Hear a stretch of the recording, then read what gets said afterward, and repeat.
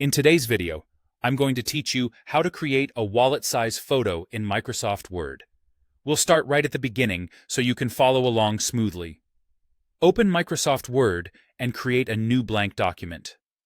Starting fresh makes it easy to control the layout from the start. Before bringing in your photo, it helps to make a little more space on the page. Go to the Layout tab, choose Margins, and select Narrow. If you prefer, you can choose custom margins and reduce them even further. This simply gives you more room on the page, which is especially handy if you plan to include multiple photos later or just want a cleaner layout around your image. Next, let's bring your photo into the document. Go to the Insert tab, select Pictures, and upload the image you want to use. Once it appears on the page, click the picture so it's selected.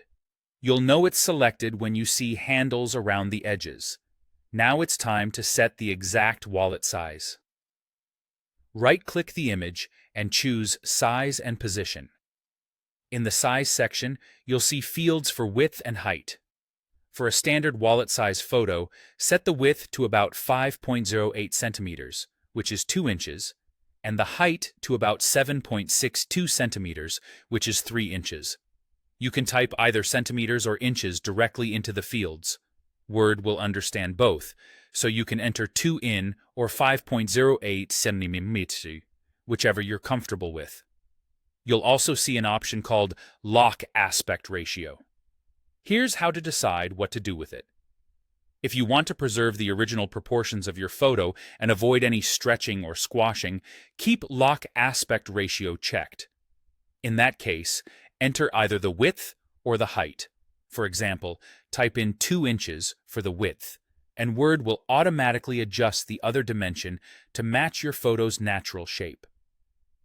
The result may not be exactly 2 by 3 inches, but the image will look undistorted.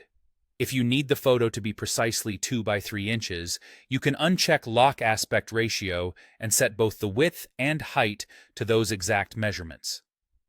Just keep in mind that this may slightly stretch or compress the image if its original proportions are different.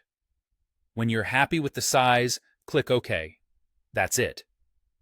You've opened a clean document, adjusted the margins for space, inserted your image, and resized it to a standard wallet dimension with control over the aspect ratio.